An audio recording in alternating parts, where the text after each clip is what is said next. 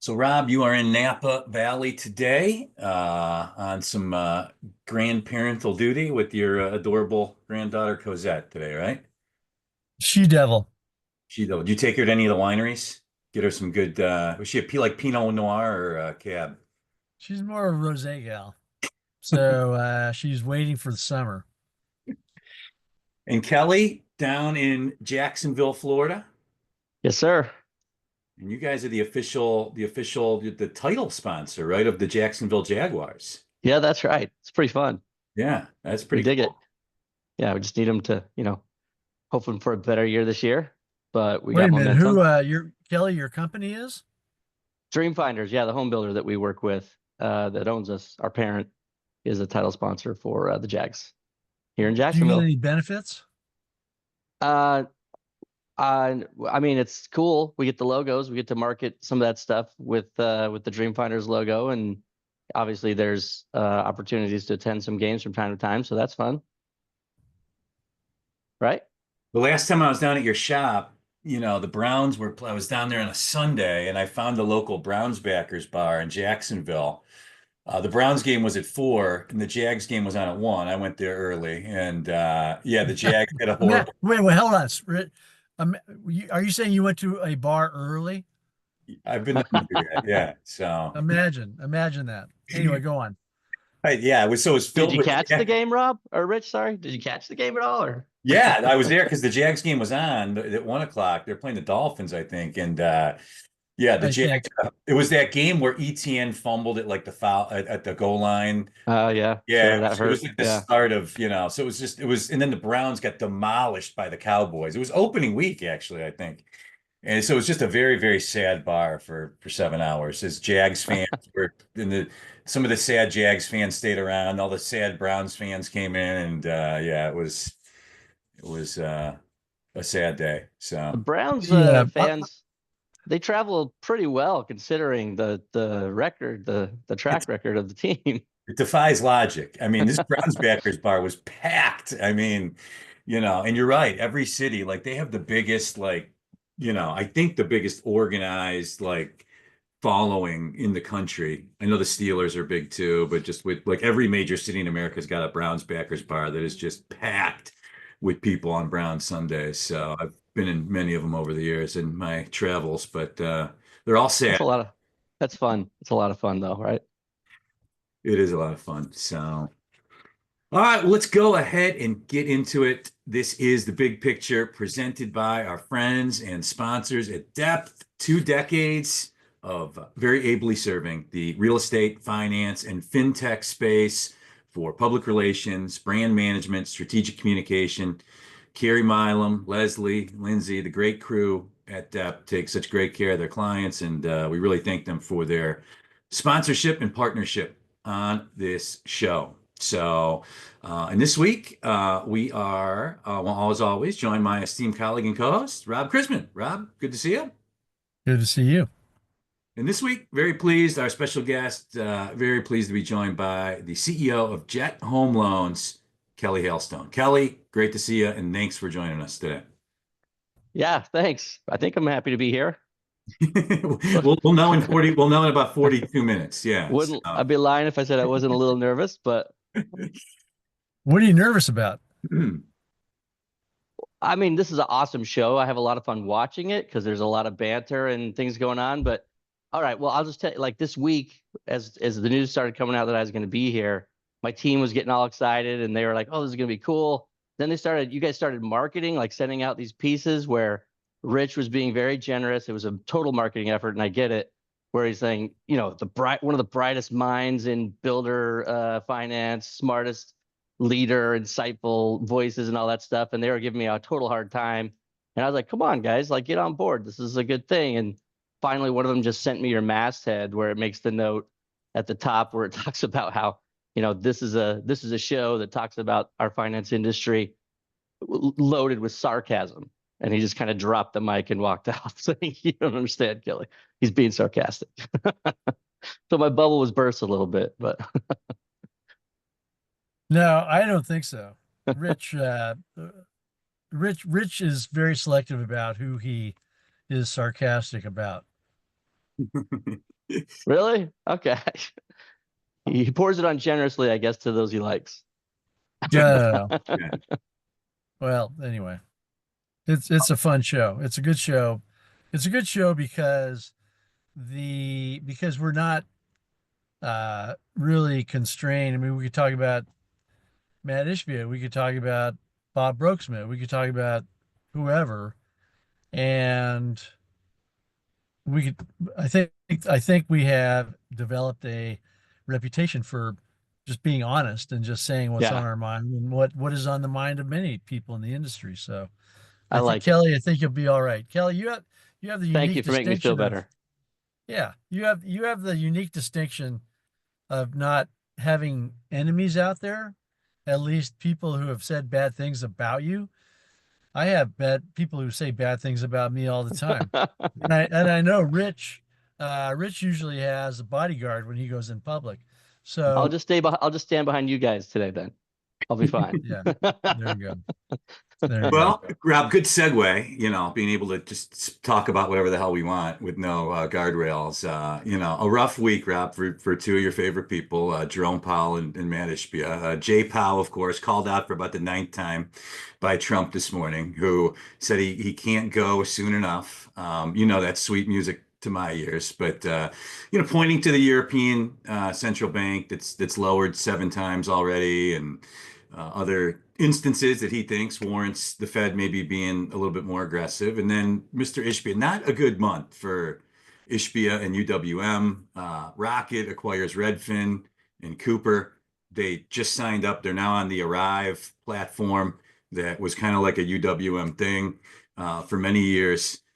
They lost one of their biggest brokers, kind of citing the handcuffs of not being allowed to sell to other people. And then today, the great state of Ohio, our attorney general filed a lawsuit against UWM that's just kind of hitting the newswire now, alleging that 6 very large mortgage brokers that do business in Ohio from 2021 to 2023 positioned themselves as independent brokers that would shop for the best deal. 99% of that business allegedly went to UWM, and allegedly it was at higher costs than market rates on those days. So as always, Rob, I throw a bunch of stuff at you, and I see which way you take the show.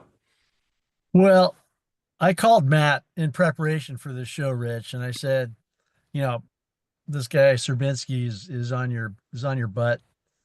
What do you have any words of wisdom for me? And Matt said no. So Not no, I surprised. didn't call Matt. Although Matt and I are in touch, I could call him, shoot him an email. Usually when I say something bad about UWM, I hear from him. But I know that it's not related to mortgage necessarily. But I saw Stephen A. Smith railing about Matt being on the verge of being the worst NBA owner in history. That's quite, And there have been Matt, some horrible ones. I mean, yeah, and Matt, that is an accomplishment. I mean, and I would not disagree with him. I mean, it's a first of all, it's difficult, I'm sure, to run a sports team. And Matt has done a very admirable job of creating, and growing the UWM name. The problem, of course, is that when you're number one in whatever, you have a target on your back. And Matt has a big target, and I know that his brother is building a big lake, has been buying up property on Lake Michigan, north of Chicago, and building this huge structure. And so the sports team, the Phoenix Suns, doesn't have anything to do with mortgage banking. His brother's real estate activities don't have anything to do with mortgage banking. So let's focus on mortgage banking. And as I mentioned earlier, UWM has a big target on their back, and Matt would be the first to say that, and he will always say that he's very pro broker and that he is in the broker's corner, and he's going to stick with that story. So there have been some dings that I know that he's felt this week and last and recently and so forth. And to tell you the truth, Rich, I haven't read this Ohio attorneys general claim, but I would imagine where there's smoke, there's fire, and you can't just shrug and ignore it or send them an email and say, leave me alone. So, and I don't imagine Ohio is any different than a lot of other states that are out there. So we'll have to see. I remember when Matt and United Wholesale rolled out, if you're going to do business with Fairway or Rocket, don't include us. And Steve Jacobson at Fairway was kind of like, what, our wholesale group is doing like 20 million a month. Why are we lumped in there? And it harkens back to some problems that Steve and Anthony Casa had prior to that. So Matt's picked fights. Some people say that he's a bit of a bully in the industry. He'll continue saying that he supports the broker. So I wouldn't bet that it would be the only and last time that a state singles out United Wholesale for a lawsuit like that. So of course, what lawsuits like this do, and Kelley can talk about this, not that Jet is in any lawsuits, but it's expensive to defend yourself in a court of law when things like this come up. Even if you have your attorneys on staff, it's expensive, and it takes resources away from whatever you're trying to do, whether it's retail, wholesale, or correspondent. So I'm sure that there'll be an eventual settlement, but it will detract from the business of trying to help borrowers out there. Kelley, your Well, thoughts, just the landscape, right? It's been crazy lately. Rockets acquisitions and the big getting bigger and, a lot of policy changes. Just to get us started, your general take on all this madness kind of sweeping the industry right now. yeah, some madness. Volatility is no shortage of it, right? Been nutty. I guess just to sort of follow up on what Rob was saying there, I look, I remember I've met Matt before too. I generally really liked him. He was always very nice to me and has always had nice things to say. I can't, it's about the customer, not the broker. So I think if you lose sight of the customer and whether you're doing the best thing by them, as an independent broker especially, this is the type of thing that's going to happen. And that's just my take. I don't know the details, but based on what you just said, and I know that he's very passionate about doing everything he can for brokers to be successful. And that's great. That's a great cause. He's in wholesale, of course. But you can't, the customer's got to be the priority. We're in a consumer facing business. It's about financing the American dream and housing for people who want to live there and raise their kids there and make, have their families there and do all those things. It's got to be about them first, I guess, is what my take on it. And I don't know, when you put a deal like that together where you're forcing independent brokers to only send to you, I don't know if that's, it could be the focus. The byproduct could be that he's got the best deal out there. I think generally speaking, they've dominated from a pricing standpoint for years. And so I've always heard the opposite complaints, that their deals are so good no one can touch it. They really are competitive. But if your priority is not the customer and your priority is the broker, I can see an AG want to pick this up and go for it, Great point. Because you're right. It should be ultimately, yeah, about the customer. And at least what they're alleging in this case is that the costs were higher. It feels like there's a big move coming from UWM. This personality profile of leader, when you have, all this stuff going on with the Suns and, I love that, by the way. It's the American dream. Like, pursue your dreams. That's what he's doing. He's out, he's a big ball player and sports fan and going for it. I think it's great. But yes, does it put a target on his back, to Rob's point? Absolutely. I don't know if it's acquisition or what it is, but my guess would be that you're going to get some kind of big UWM, like what they would view as positive forward-thinking news. But maybe it's this Branch Davidian complex that they're building on Lake Michigan that I didn't know about. Is it recreating the Waco complex for the brokers up there, Rob? Is that? I don't know. Okay. I don't Just know. don't drink the Kool-Aid. Yeah, I think Matt will say that I never made the brokers send me business. I never made them. All I I did did, was outside of the say, agreement that they have to sign that says they can't sell to the competitors. well, you can't sell to Rocket or Fairway, but Matt will be the first to say, well, out there's CMG and there's JMac and there's Plaza and there's, Freedom. I mean, there's all kinds of wholesalers out there, right? And Matt is not excluding them. So, but as I've said almost on every show, Rich, Matt is not in business for his health, and he is in business uh, to make money and make money for the stockholders, right? For the stockholders. He said recently when he announced that tariff on Mr. Cooper business or anti-tariff or whatever you want to call it, about brokers who send loans his way, and he was waiving, I forget what he was waiving, low level price adjustments or something. And he said something like, "Well, I don't mind losing money." Shoot, I should have got his quote, I but vaguely remember that as well. Yeah. and I thought if I'm a stockholder in the company, I would be upset to have the CEO say something like that. But that's his style. So we'll see. It's I would say, I mean, Kelley, Rich, you guys have been in the business a while. I've been in the business a while. When you go to events, when you go to places where your competitors are, or if you're in the media, whatever it is, generally speaking, everybody's kind of getting along. You could be in a room with all kinds of competitors, and they're friendly competitors, right? I mean, they respect each other. They've been in the business, and frankly, you don't know who you're going to be working for in 5 or 10 years, so you don't want to, start throwing rocks at somebody. But I would say that United Wholesale and Matt aren't kind of in that group of friendly competition. So No, he definitely is about winning at all costs, which is kind of, I yeah, think, that what that comment was about when he made it is, the yeah. battle between Rocket and them and whether he thought he could win type of thing. And when people like Matt come out and say things like that, it makes the industry go against them.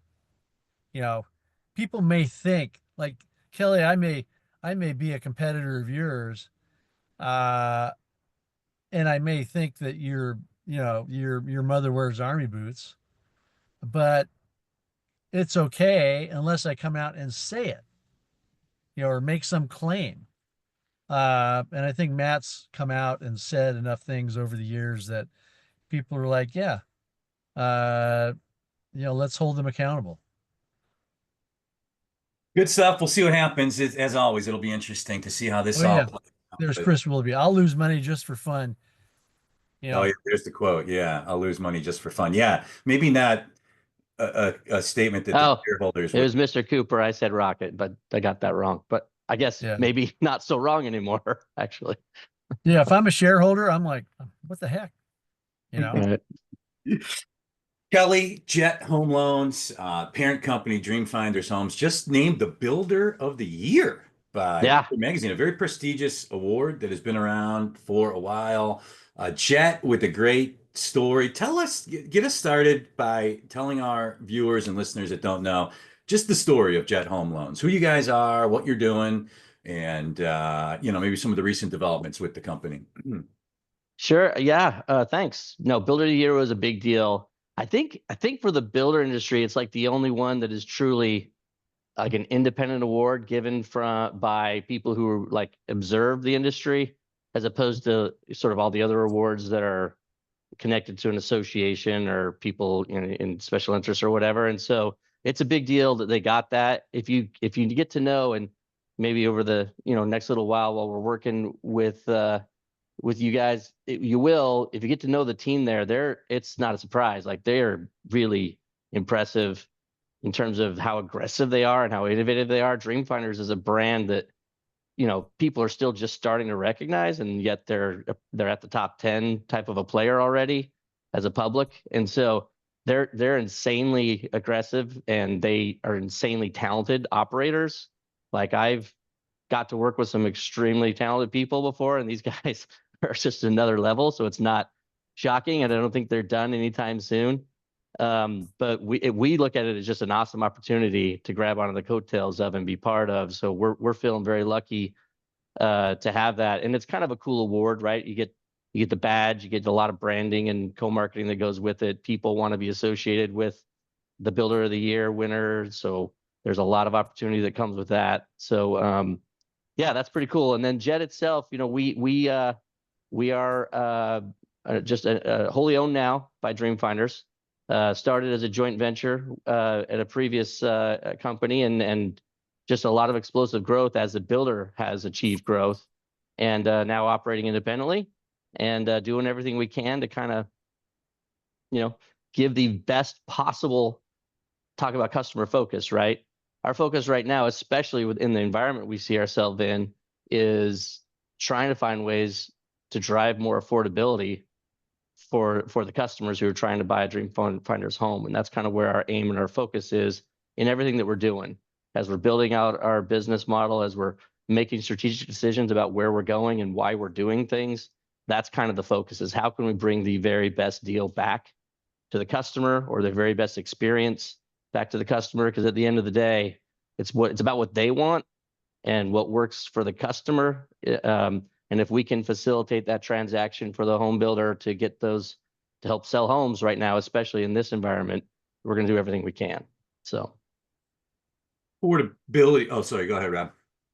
Well, I was going to ask Kelley, hopefully I'm not asking anything out of turn oh, here or we go. confidential. So when you But hear that, it's usually trouble. it's usually out of turn and shouldn't be admitted in public. No, in fact, I published a link to a story.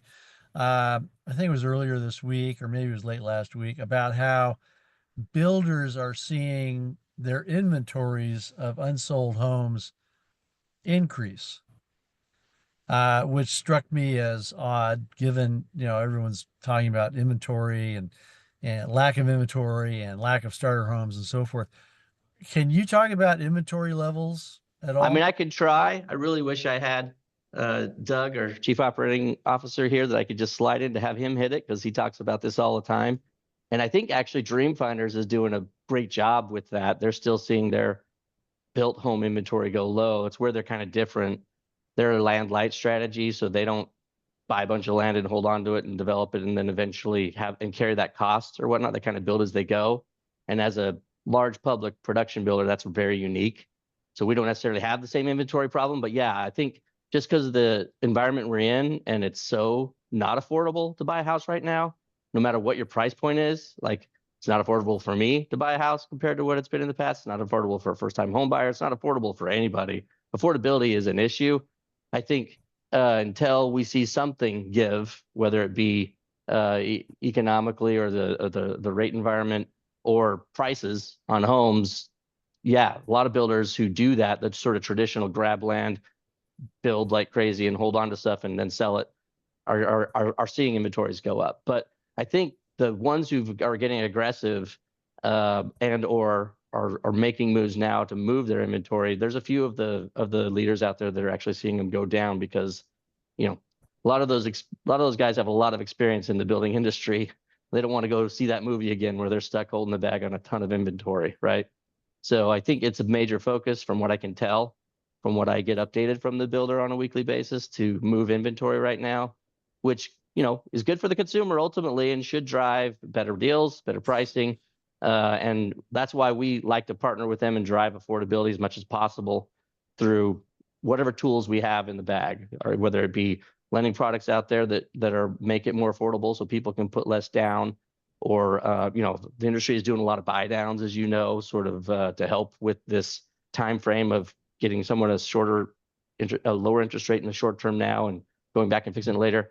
And then we got a lot of things going for us that are really unique in, with forwards that we're doing on the builder side to help make sure that we take some of the risk out of the market for the consumer on the to be built stuff and extended locks and stuff like that. So we're doing everything we can, man, to try to make sure when a customer comes in and wants to buy and we can qualify them, they can feel pretty comfortable that they can afford it. What's your longest rate lock term? Well, I mean, obviously we can't do anything that the industry won't allow, but there's pricing adjustments that you can make to extend things out as long as we need to. And so again, we have a unique situation for the Dreamfinder builder stuff. We don't have a lot of inventory sitting around, and I'm sorry, we don't do a lot of the to be built stuff that takes a long time. I think on the higher end it becomes difficult, but our builder can put up a house pretty fast, 3 or 4 months when they're humming along, and so we don't necessarily need to go longer than 120 days. Sometimes we do, but we figured out how to make that work for the consumer when that's what they want. What's really, and you got to have that in your bag. It's just you have to. If you want to work with a customer today, with as volatile as things are, you got to have it there to pull it out when they need it. But we're definitely doing a lot more of the other things right now with buy downs, and with whether they be permanent or short-term buy downs, and some of those other products. So. And the affordability piece, it is a challenge for new builds, maybe, not as much with Dream Fund, but just in general. I mean, I think, Yeah.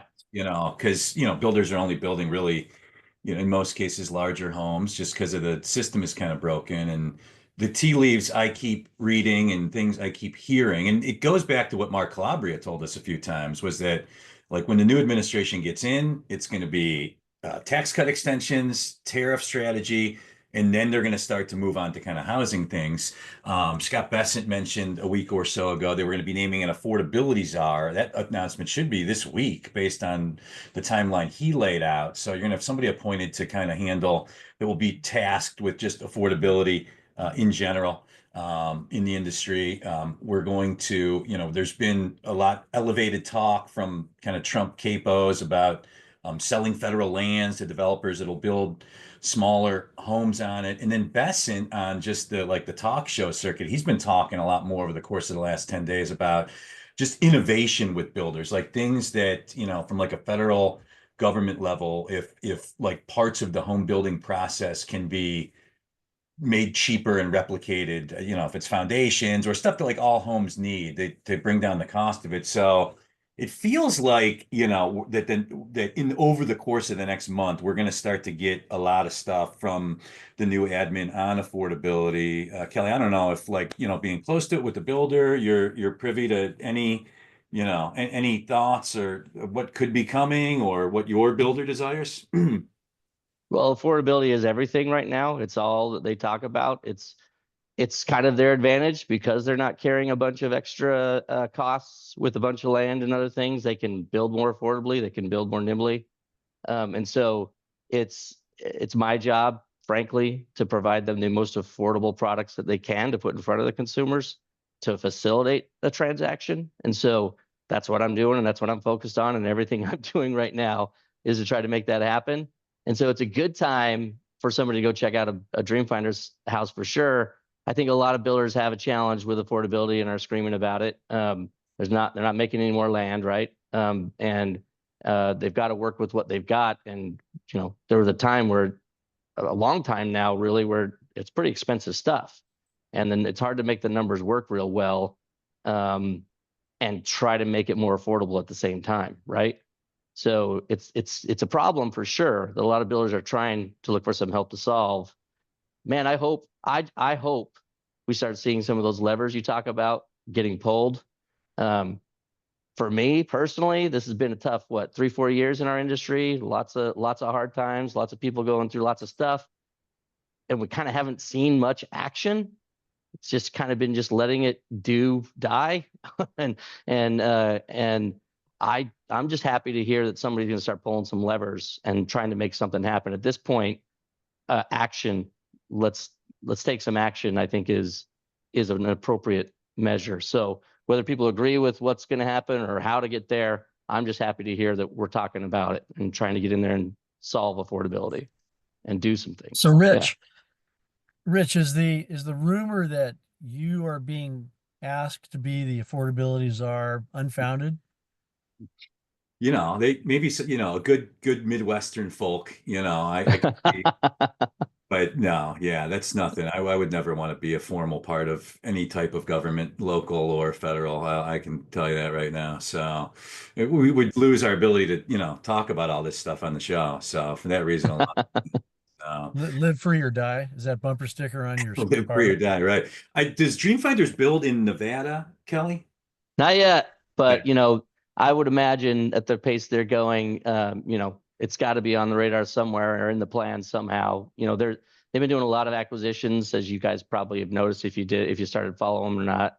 And I can imagine in this environment that's probably not going to slow down. And that's just my imagination. I'm not giving any forward-looking statements or anything, but like I could see a world where we're going to keep spreading our wings and getting into new markets. Right now, I'm focused on making sure that the builder in the markets where we are is getting everything that they need to be successful, and then trying to reach out to more customers in that footprint, maybe outside of the builder. For the most part, we're trying to use that as sort of a center of strength, a positioning for strength, and do some work in those local markets. But yeah, I would imagine I'm going to be finding myself in a lot of new markets over the next few years.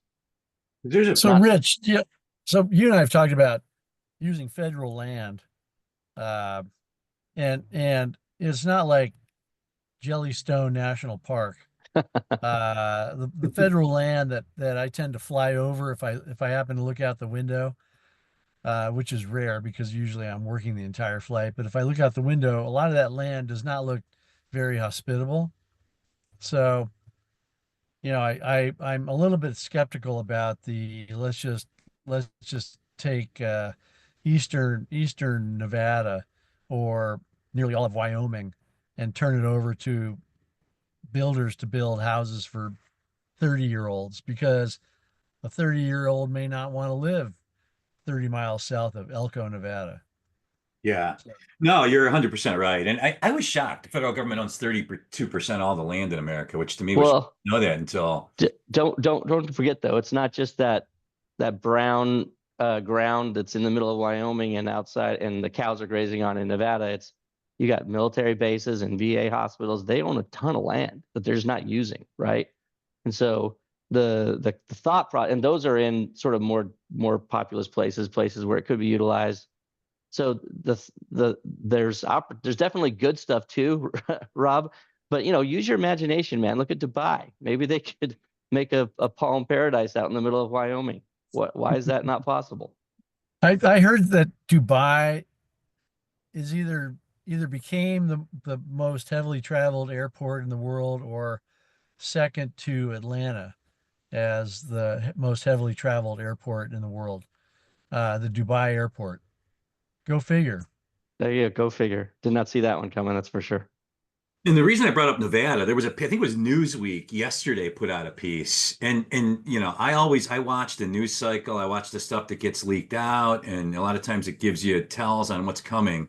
And it was a piece news. If you just Google Trump, Nevada, federal land, it'll be one of the first things that comes up. A piece Newsweek did surmising that, very soon, sooner rather than later, you could see the Trump admin make some big moves out in Nevada. Rob, to your point, a lot of the federal land that is owned is unbuildable, but I guess in Nevada, a lot of the stuff that is buildable is out west, and I guess Nevada has large swaths of really developable land. And this piece basically kind of made the case that it's coming. This is going to be their first move. Scott Turner's been talking about it a little bit more.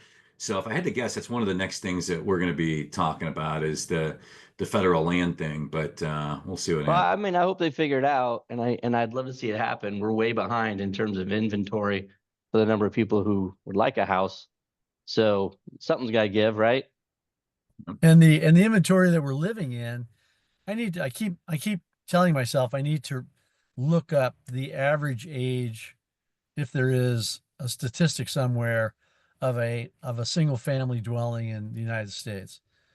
I think the average age is like 30 years or something. I mean, there's so much, uh, there's so much labor to go around, so many, skilled carpenters and so many 2x4s and so forth. And a lot of that gets funneled into keeping our existing housing stock functioning and not even building new housing stock. Uh, but Well, anyway, that's what I love about this, because if you could do something, look at all the side industries that are kind of connected to housing that start to benefit, and it's it's what needs to happen. And the fact that we've just been sitting around doing nothing for so long is just completely frustrating and not surprising why we are where we are. Does your company use 3D printing at all for housing? No, not that I'm aware of. It's traditional stick built stuff all the way from first time home buyer up to custom stuff. Beautiful homes. And there it is in the chat. The median age, thank you, Brian. The median age of owner-occupied homes in America is 40 years old, according to the latest data from the 22 American Community Survey. And we forget about that. Like every year, there's homes that, are dilapidated and torn down that, that also need to be replaced as well. And again, Yeah, like the entire Boston, Massachusetts area, right? Like nobody's building homes Detroit. there. Yeah, What about Detroit. Detroit? Right.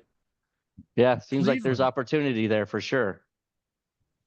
this is the big When- picture presented by our friends and sponsors at Depth, joined as always by my co-host, Rob Krisman. This week's special guest, the CEO of Jet Home Loans, Kelley Hailstone. Kelley, the M&A environment is hot and heavy right now. And I didn't think I'd still be saying that in April of 2025, but this kind of prolonged, crappy business climate, and combined with a lot of old independent mortgage banker owners, just I think keeps it going. It's as active now as it's been. You guys have made a couple really smart strategic acquisitions to help kind of fuel your growth. Just welcome your perspective on the M&A climate in the mortgage industry right now.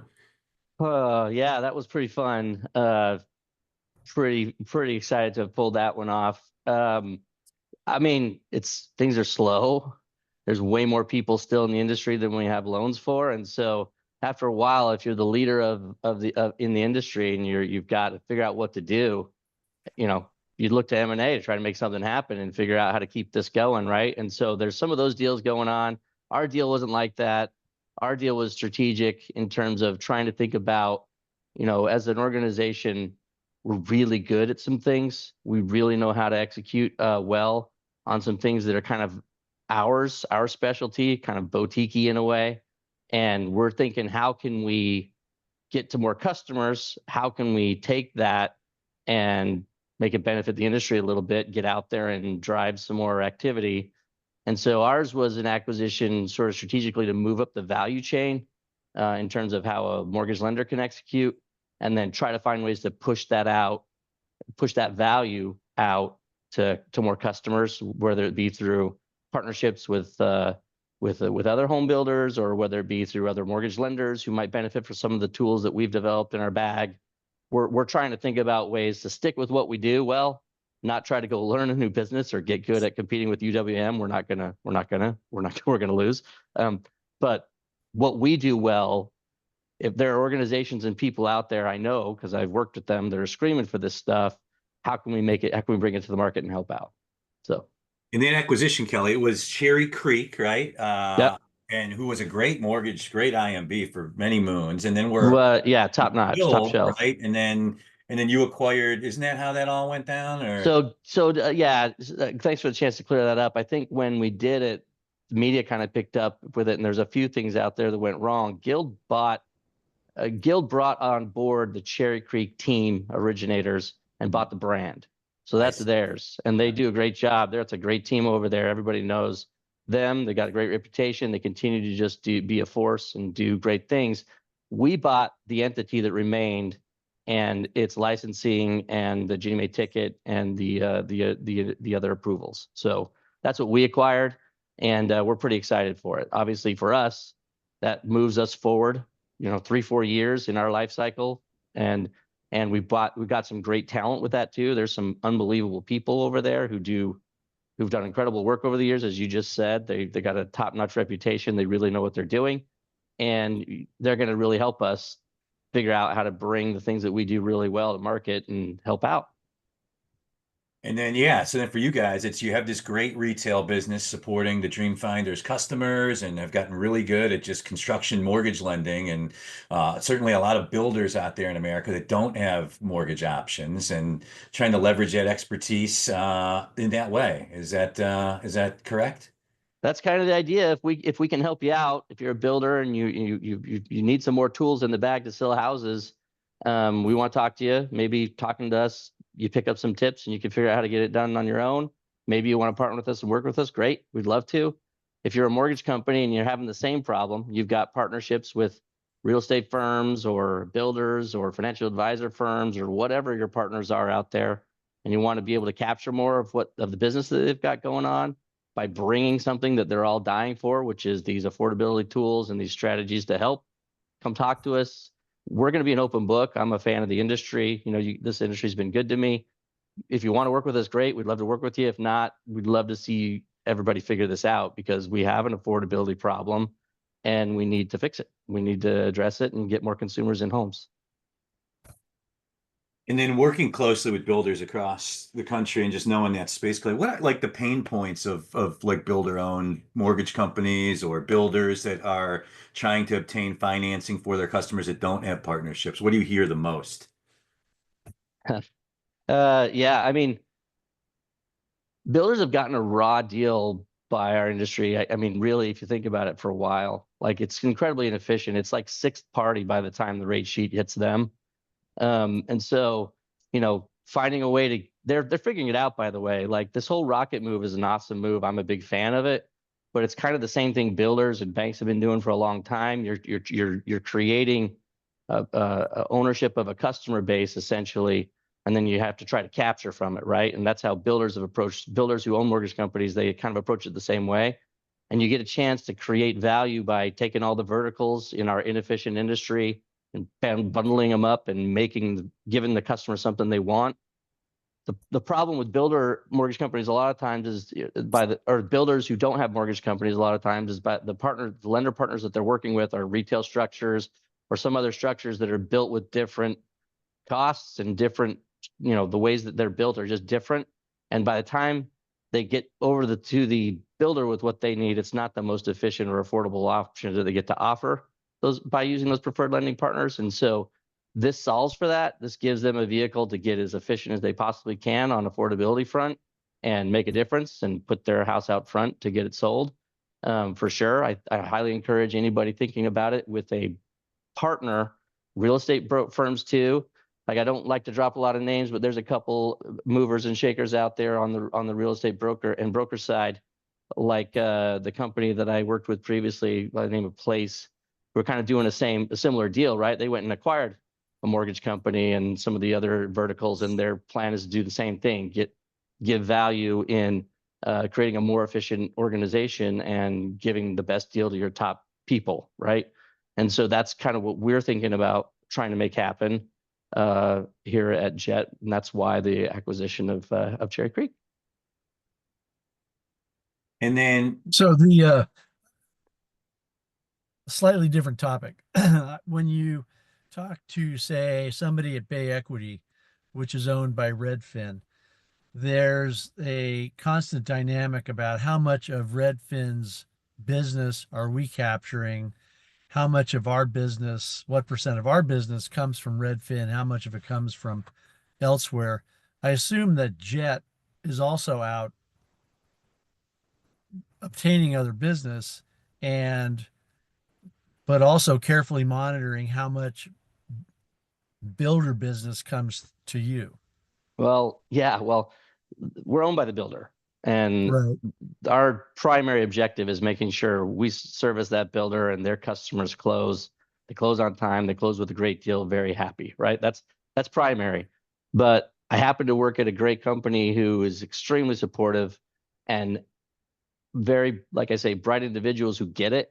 And if you got a good business opportunity, they're extremely, I won't say free about letting me give it a run, but they're into it. Like they're very interested, and they want to build a consumer finance company that services the needs of homeowners, whether they buy their house or they're refinancing or whatnot. The mortgage marketplace is a great place to be. It's a noble profession. They're into it. They encourage it, and so we do measure our capture, and that is our priority. And anybody with a relationship from your referral partners are out there should be somehow kind of paying attention to how much of the wallet share you're getting from your business partners. But if you want to kind of elevate that relationship and make it something more significant, you should talk to us, because I think we've got some tools in the bag that could take your, if you're getting 10 or 5% from your realtor friend who has a bunch of partnerships out there, we could help you figure out how to get the 50-60% share with a partnership approach. And I think that's what Rocket's doing, right? At the end of the day, that's what some of these other moves that people are making, that's what builders have done for a long time, is creating a situation where you're focusing on capturing your customers, making them happy about being a Rocket customer, for example, and staying in their network of services that they put together, and bundling up a better deal for that customer so they're happy to stay there. And that's what I mean by about affordability. We're an incredibly inefficient industry, as much as we're getting better and better and better at it. But if you think about it and you look back at Rocket and what they called out in that Super Bowl commercial years ago with push button, get mortgage, when you think about their moves they're making, the path to getting to that becomes pretty clear. Because if you're on all ends of the consumer information and all parts of that process are yours, throw in some awesome technology and some smart people, and you might actually be able to get to a push button, get mortgage for at least some portion of your customers, right? So it's clear where they're going. It's going to be fun to watch. I think it's awesome. That's not for everybody. It's a big marketplace. I'm not somehow thinking it's unfair or threatened or anything. There's plenty. This is a relationship business, and there's plenty of business to be captured in other ways. There's people who will never want to push a button and get a mortgage. There's people who will want to go another route and talk to their cousin Jim about it because, they love their cousin Jim. And so it's not a bad thing for the industry. Ultimately, what comes off of that and what comes off of moves like this and investments that companies who can afford to make in strategies like that is always a good thing, in my opinion. Good stuff. And Good answer. good answer, and way to tie it all together. Good way to wrap things up. As always, the time flies by, and I want to really thank you, Kelley, for making the time to come on the show and sharing insight about the industry. And it wasn't that bad. See, none of your hecklers came into the chat, and it was relatively painless, right? We didn't get to talk about AI, and I had a whole good joke going, so maybe I'll have to come back another time. We'll have you back on. There you go. So, yeah, thank you, Kelley. Thank you, and thank you, Deb. thank you to our friends at DEP. Thank you to our attendees that show up on the live. If you're listening to this on pod or watching on YouTube, where most of you do, we do the show live every 3 p.m. Eastern, Thursdays. ChrismanCommentary.com to get signed up for the live version. And if you're not subscribed to the pod or our YouTube channels, you can do that by just searching The Big Picture. So until next Thursday, have a great rest of the week and weekend, everyone. Thanks to Rob, thanks to Kelley, and thanks to Dep and all of you for taking out part of your week with us. And we will see you next week, everyone. Have a great week. Take care.